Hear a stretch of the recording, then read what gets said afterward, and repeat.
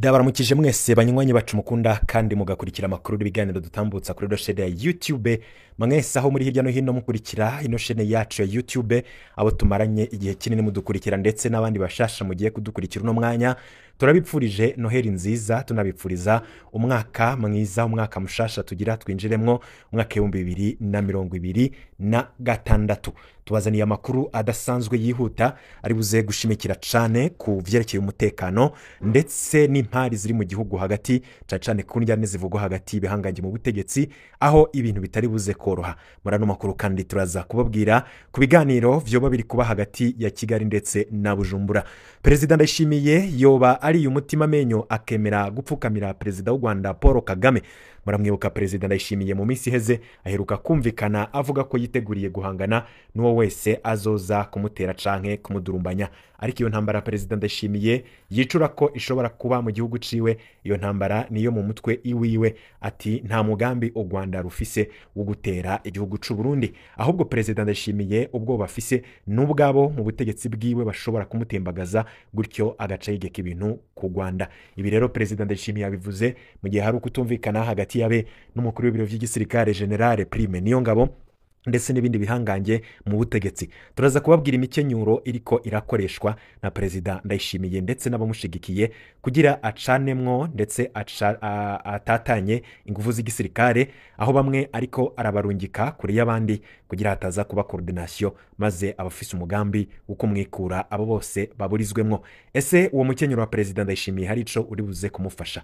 Umwaka w'2026 uraza gusiga Perezida Ndayishimiye bimeze gute? Ibyo byose nivyo turi buze kugaruka ko muri yano makuru. Abakurikiranira hagufi ivya politike ndetse n'umutekano barasemerera. Hari urwandiko rurerure rwandikiwe Perezida Ndayishimiye, bamwe mu barundi b'indyamunyu bakaba bagwandikiye Perezida Ndayishimiye bamusaba ikintu gikomeye cyane, ni nyuma yaho avuze ko yiteguriye guhangana. Murazi ko dufise umubanyi mu buraruko bw'igihugu cacu atatubaniye neza, akaba ubuho aguma duhigira aturitse urutoki ngo Burundi nibwo bumwononera mu mugambi wo kwihagira igihugu kibanyi ca Kongo. Ni nawe n'ubu adahengeshanya gushigikira abipfuriza nabo Burundi, ariko abimenye ko igihugu si cana, igihugu sabana, Burundi ni igihugu kitavogerwa. Musabwa rero kuryamira amajanja muri kanure mufatanije n'abajejwe intwaro n'abene gihugu bose. Ico tubemereye nuko natwe ugo rugamba tuguma tugwiteguriye mu buryo bwose. Ndabamenyesha ko n'abene gihugu bose barikanuye ubuzohirahira agatera Burundi, iyo ntambara azomenya ingene itanguye, ntazomenya ingene izohera. Cyo nobwira urota wese ashaka gutera Burundi, nomubwira nti arahirwa abasenga iyo dusenga, ahandi hoho izoherera iwe kuko Imana ntirenganya. Uwo nyene Varisito Ndayishimiye yani yigeze gufata imiheto y'umuhari amara imisi n'iyindi yiruka kugira ngo agandagure uwundi musirikare yitwa Miburo Emmanuel, bamutazira komatera no general n'uyu munsi arahari.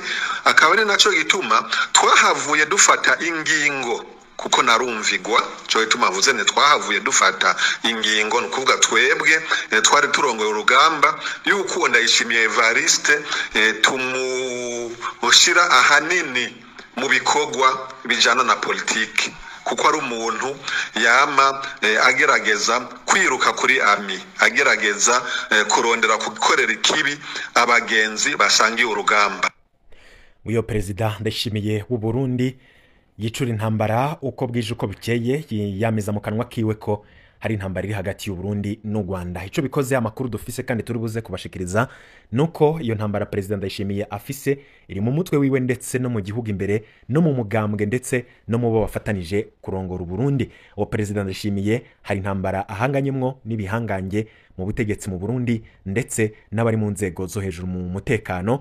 Ariko uwo Perezida Ndayishimiye nanone yoba ariko arapfukamira Perezida w'u Rwanda Paul Kagame amusaba ibiganiro ku kibazo c'umutekano. Ivyo biganiro bizovamwo iki, biriko birabera hehe, byose turaza kubigeruka ko muri ano makuru. Ariko hari ikintu ngira tugaruke ko canavuzwe ko n'abarundi batari bake ndetse n'abandi bakurikiranira hagufi ivya politike n'umutekano, nyuma yaho Perezida Ndayishimiye yumvikana yareka aravuga intambara aja guheza ukumva ashizemwo ivy'Imana. Murazi ko yamayidoga ngo wafise inteko zikomeye zo mwijuru ngo nizo zizomugwanirira. Bamwe mu bazi vya politike n'intambara babona ko umukuru w'igihugu Evariste Ndayishimiye afise urugendo rurerure cane, mu gihe ibindi bihugu bikomeye mw'isi biriko birigwiza ko ibikoresho bikomeye mu buhinga bwa none mu vy'intambara, mu gihe igisirikare gihabwa imyimenyerezo ikwiye igezweho ijanye n'igihe, mu gihe abandi bariko baragura ibisasu biremereye bisama, ibisasu biturutse hejuru bikabimira bikabiburizamwo kwinjira mu gihugu, mu gihe ubuhinga bwa none technology ndetse na professionalisme ari vyo bigezweho muri kino gihe. Perezida Ndayishimiye n'igisirikare cakera cane kidafise ibikoresho, gifise ibikoresho vya kera bishaje bitagikora neza navyo, aririgwa aravuga ko azotera u Rwanda, ariko nanone akavuga ati intambara yanjye izogwanwa n'Imana, niyo izomfasha kugwana iyo ntambara. Ivyo rero bamwe n'abandi babifatira bakavuga bati igihugu c'u Burundi caraguye mu isanganya, kwisanga gitwawe n'umuntu aciyumvira nka gutyo mu gihe tugezemwo, na za Isiraheli bivugwa ko ariyo mana abanyafrika basengaga Imana ya Isiraheli, mu gihe n'ahandi hose tuzi ko ariho batanguje ivyo by'ubukristo. Ibiguhanisho bafise ni ruhonyanganda, barafise za misile zikomeye cane, zimwe zitwa intercontinental ballistic missiles, zimwe zambukiranya imipaka. Ivyo vyose barabizi neza ko batabifise umwansi yabaca mu ryahumye. Ntibirirwa baravuga ivyo vy'Imana, kubera ko Imana ntizova mu ijuru ngize kugwana urugamba rw'i Burundi, Imana ntizova mu ijuru ngize gukingira imbibe z'u Burundi. Bamwe mu barundi bati afande Ndayishimiye nabo musangiye umugambwe CNDD-FDD, ndazi ko kenshi vuga amajambo abarya mu matwi yanyu, ariko kandi ndazi muri mwebwe nyene harimwo abatari bake amatwi yabo atazari ndazi ko abenshi amatwi yabo atarazibigwa n'amaronko bantahura. Bagana afande, igihugu ntigikomezwa n'amajambo ahubwo gikomezwa n'ibikorwa. Mwebwe mwarihaye ingendo yo kugumiza abarundi mwitiro ridahera, mubizeza ibitabaho, mukabizeza ibitangaza Imana izobakorera, ngo mwayisize imbere kandi iyo Mana tuzi itagendana n'indyarya nkamwe. Ejo bundi watwijeje ko ingabo z'u Rwanda zidakomeye kurusha izawe utungiye mu ijuru, sinzi uwo warungitseyo kuziha formation. Iryo ni ibanga ryawe, ariko ico nabonye nuko watsindiwe Uvira kandi wamashuwe ijuru rikororera. Mbese muri make iryo juru uvuga ko rizo kugwanirira ntaco ryakumariye. Ivyo vyo guhenda abarundi muzana izina ry'Imana muri izo politike zanyu za nta kigenda, mwibaza ko bizobageza hehe atari kubimaramare gusa. Abandi bashaka gutwara imyaka myinshi, bakora cane, bakugara neza inzego z'umutekano, apana kugaza ibinyoma. Namba mufise ubwenge bw'ukuri mu kibanza, nizere ko nimba mufise ubwenge bukiri mu kibanza, nizere ko mwaraye muronse isomo. Mwarahinyuye ko Imana ijana n'abakora, apana ibinebwe biganza amajambo menshi. Mufata amahera y'igihugu yokoze ibikorwa vy'iterambere mukayonona ngo muri gutegura ibikorane. Munebwesha abantu gusa, mubabuza imirimo yindi bari gukora kugira mubateremwo ubujuju bwanyu. Ndababwiza ukuri, iyo Mana musengera mu buryarya muzokwama mukubitwa irorera, mbere yitwengere yume iteko ishigikire uburi kuba mashura atayamiza no mu kanwa nkamwe. Some Matayo kigabane ca 25 umurongo wa mbere gushika kwa 13. Muraheza mumenye ab'Imana ijana nabo nta na rimwe Imana ijana n'ibijuju. Ubwo n'ubutumwa bw'abarundi bababaye bakandi bashavuzwa rwose no kubona barongowe n'umukuru w'igihugu aciyumvira ukuri aho. Ubwo butumwa bukaba bwatanzwe n'uwitwa Eric Nyandwi, baramukurikira baramuzi cyane ku mbuga ngurukana bumenyesha cyane Facebook.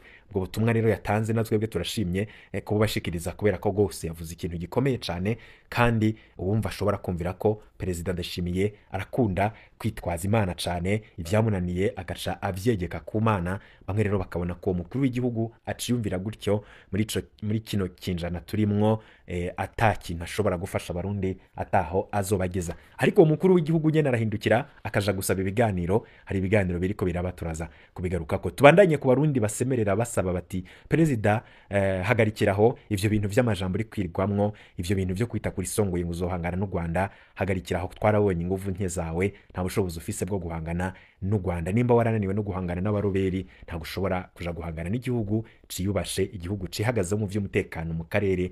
Mbere wanashaka no mwisi igihugu c'u Rwanda kirafise igisirikare ciri professionnel ku rwego rwo hejuru, gifise ibikoresho karuhariwe. Ntabwo Burundi bugikoresha utuntu twa kera twa Kalashnikov bashobora kuja guhangana n'igihugu nk'u Rwanda. Jean Marie Ngendahayo arasaba ko hokomezwa inzira y'ibiganiro aho kwihutira mu ntambara. Inyuma yaho kuwa gatanu itariki ya 19 Kigarama 2025 umukuru w'igihugu c'u Burundi avugiye ko atakubideha ngo Burundi bufise umubanyi mubi wo mu buraruko, aguma abuhigira aturitsa urutoke ko Uburundi ari bwo bumwononera mu mugambi wo kwihagira igihugu kibanye ca Kongo. Akongera akamenyesha ko inzego zo kwivuna abansi ziteguye hamwe uwo mwansi yotera Uburundi. Ngendahayo Jean Marie yahoze ari umushikiranganje w'imigenderanire y'u Burundi n'amakungu, yabaye kandi n'umushikiranganje ajejwe kumenyesha amakuru. Yandikiye umukuru w'igihugu c'u Burundi asaba ko imbere yo kuja mu nzira y'intambara n'igihugu c'u Rwanda hobanza kwihutirwa gukoresha inzira zose zishoboka z'ibiganiro n'ukumvikana. Mu butumwa yacishije ku rubuga Facebook, Ngendahayo yamenyesheje ko nk'umuntu azi ingaruka n'akababaro intambara isiga, asigaranye impungenge n'abanyagihugu bashobora gutinya kunyuka kw'imigenderanire hagati y'ivyo bihugu bibiri bibanyi. Yibukije ko intambara tana rimwe ibinyishu y'ukuri, ko ahanini isiga ugusenyuka kw'inyubakwa, gutakaza ubuzima bw'abantu n'ihungabana rishobora kubandanya, ndetse no kugira ingaruka kurunganwe rukurikirana, kuvuga next generation cyanke generation izoza hanyuma.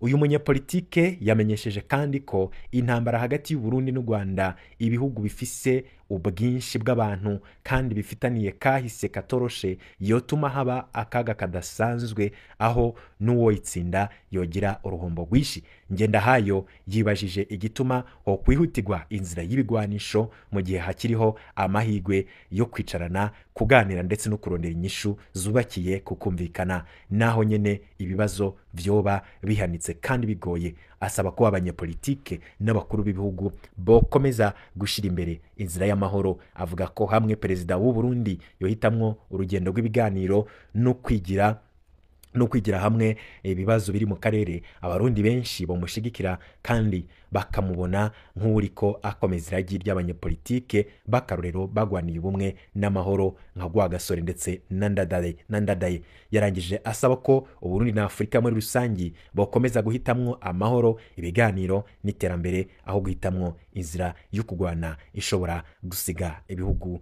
vyahungabanye cane mu myaka myinshi iza. Izo ni impanuro z'iyo nararibonye mu vya politike. Iyo ni Jean Marie Ngendahayo asaba ko hokomezwa inzira y'ibiganiro. Jean Marie Ngendahayo yavuze, ariko nanone biravugwa ko hari ibiganiro vyoba biriko birategurwa hagati y'u Burundi ndetse n'u Rwanda. Muterera ivyo biganiro vyoba bimeze gute? Imbere yuko tuja ku gituma perezida Ndayishimiye afise ubwoba ndetse bw'abashobora kumutembagaza ari imbere mu butegetsi bwiwe, akaba arico gituma yamize ivy'intambara mu kanwa kiwe, ivy'imbere mu gihugu vyamaze kumutaka w'amazi, ariko nanone agomba kwegeka ibibazo afitaniye nabo bafatanije gutwara igihugu c'u Burundi akavyegeka ku bandi bantu. Perezida Ndayishimiye arageramiye muri kino gihe. Tubanze tubabwire kuri bino biganiro biri hagati y'u Burundi ndetse n'u Rwanda. amakuru avuga ko inyuma y'iminsi mike ihuriro AFC M23 rifashe umujyi wa Uvira ni mu burasirazuba bwa Repubulika ya Demokarasi ya Kongo, inzego zishinzwe umutekano z'u Rwanda n'u Burundi zahuriye mu nama yo ku rwego rwo hejuru igamije gusuzuma ndetse no guhosha umwuka w'ubwumvikane buke wari watangiye kugaragara hagati y'ibihugu byombi. Iyo nama ikaba yitabiriwe n'abayobozi bakuru b'inzego z'umutekano n'abahagarariye za leta z'impande zombi, no kuvuga u Rwanda n'u Burundi. Iyo nama ikaba yabereye mu bihe by'ingenzi mu gihe umutekano wo mu karere wugarijwe n'intambara ikomeje gufata indi ntera mu burasirazuba bwa Repubulika Iharanira Demokarasi ya Kongo. Ifatwa rya Uvira, umujyi ufite akamaro kanini mu by'umutekano, ubucuruzi ndetse n'imibanire y'ibihugu byo mu karere, ryongereye impungenge ku ngaruka zishobora kurenga imbibe za RDC n'ibihugu bitandukanye bikaba bishobora gushikirwa n'ivyo bibazo by'umutekano. Amakuru yizewe aturuka mu bitabiriye iyo nama avuga ko ibiganiro vyibanze ku kunoza imikoranire mu gucunga umutekano ku mipaka ihuriweho, guhana amakuru ku mutekano mu buryo bwihuse kandi bwizewe, ndetse no gukumira icatuma amakimbirane yo muri RDC yahinduka ikibazo c'akarere. Impande zombi zagaragaje ubushake bwo kugabanya imvugo n'ibikorwa vyoshira umubano mu kaga, zibanda ku nzira za diplomasi ndetse no gufatanya. Abasesanguzi mu vya politike n'umutekano mu karere k'ibiyaga bigari bagaragaza ko iyi nama ishobora kuba intambwe ikomeye mu kongera icizere hagati y'u Rwanda n'u Burundi, by'umwihariko mu bihe vyashize vyaranze umubano ugenda uzamwo agatotsi bitewe n'ibibazo by'umutekano ndetse n'ibirego byakunze kuboneka hagati y'ivyo bihugu bombi. Bemeza ko rero gushira hamwe bagashyira imbere ibiganiro n'ubufatanye bishobora kugabanya ivyago vyo kwagura amakimbirane. Impande zombi zikaba zashimangiye ko umutekano w'akarere ari inshingano ihuriweho, zisaba ko hakomeza inzira zose za politike n'iz'umutekano zigamije amahoro arambye mu burasirazuba bwa RDC ndetse no mu karere kose. Zikaba ziyemeje kandi gukomeza kuganira mu buryo buhoraho mu rwego rwo gukumira icohungabanya umutekano n'imibanire myiza y'ibihugu byombi. Iyi ntambwe ikabije mu gihe amahanga akomeje gusaba ibisubizo bihamye ku kibazo cy'umutekano mu burasirazuba bwa Kongo, aho rero imirwano ikomeje guteza ingaruka zikomeye ku baturage ndetse n'akarere kose. Abasesanguzi bakaba bemeza ko ibiganiro nk'ibi vyubakiye ku bwumvikane no ku nyungu rusange ari ingenzi mu gushakira akarere amahoro n'ituze birambye. Nubwo ibiganiro biriko biraba, nyuma y'amajambo Perezida Ndayishimiye aba yavuze, bamwe bavuga ko atanuba yayamutumye. Murazi ko Perezida Ndayishimiye yagiranye ibibazo bikomeye n'umukuru w'ibiro vy'igisirikare, kubera ko umukuru w'ibiro vy'igisirikare General Prime Niyongabo, nk'umuntu abona ivy'intambara kandi azi neza ingaruka ishobora kugira, yasavye ko ingabo z'u Burundi ziva muri Uvira. Perezida Ndayishimiye nawe akanana akavuga ati noba nsuzuguwe, noba nerekanye ugutsindwa kudasanzwe. Uno munsi naho haravugwa ikibazo gikomeye cyane cyo kutumvikana hagati y'ivyo bihangange. Muti rero ngaho vyoba vyifashe gute? Hari abasirikare batari bake b'u Burundi bajanywe ku mipaka, no kuvuga inyuma yo gutsindwa muri Uvira bararunzwe ku mipaka gose igihugu cy'u Burundi gihana na Kongo ndetse n'u Rwanda. Bamwe bavuga ko babikurikiranira hagufi, bavuga ko kubizo ngabo z'u Burundi FDNB zararunzwe ku mipaka y'u Rwanda ndetse na Kongo, ivyo atari mu ntumbero yo gucungera umutekano w'igihugu ku bashobora kuwuhungabanya bavuye hanze canke mu kindi gihugu icyo cyose, ahubwo ngiyi ni ingingo yafashwe na Perezida Ndayishimiye kugira bashobore gukontorora icuka kiri imbere mu gihugu ndetse no kwinubana no kwikekana kuri hagati mu bihangange mu butegetsi, aho Perezida Ndayishimiye afise ubwoba ko umwanya n'umwanya hashobora kwaduka ikintu kidasanzwe imbere mu butegetsi agashobora gutembagazwa. Ivyo rero ngo Perezida Ndayishimiye abikoresha nk'icitwazo ahenda abantu ko ari karacungera umutekano ushobora guhungabana bivuye hanze y'igihugu. Perezida Ndayishimiye rero ivyo kandi yabigize inyuma yuko atsinzwe muri Uvira. Ikindi kandi kiboneka nuko ivyo byo kurunda ingabo ku mupaka nyuma yuko igisirikare gitsinzwe, burya haba hari ubwoba ko hashobora kwaduka ibibazo vya politike ndetse no kutumvikana, nkuko twabibabwiye ko Perezida Ndayishimiye yacanyemwe bikomeye n'umukuru w'ibiro vy'igisirikare General Prime Niyongabo.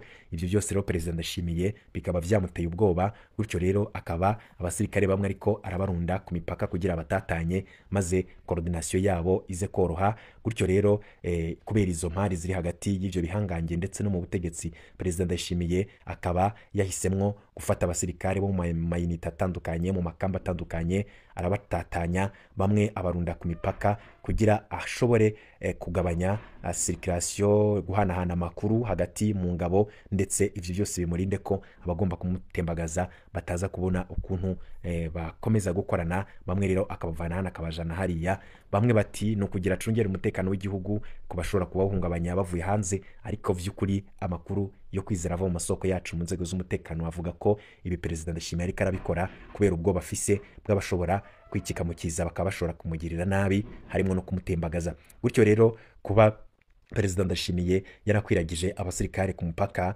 ngo si kuko ariko aracungera imbibe z'igihugu ngo kubashobora guteza umutekano muke bavuye hanze, ahubwo ngo ibi ariko arabikora kugira ashobore kumanaginga canke akurikirane neza ibi kubera imbere mu gihugu, kandi abasirikare batsinzwe bafise ishavu badashobora kuza gukora akantu bakamwikura. Gutyo rero kubatatanya abonye ko ari wo mukenyuro mwiza, maze coordination ndetse no guhanahana amakuru hagati y'abasirikare bigabanuke. Gutyo rero ngo ikibazo nyamukuru zo gucungera umutekano w'igihugu n'imbibe z'igihugu kubashobora kwataka igihugu bavuye hanze, ahubwo ngo no kugira ashobore gucunga neza ubutegetsi bwiwe, ndetse n'ubwo bafise buva imbere mu gihugu kubashobora kumukorera akantu.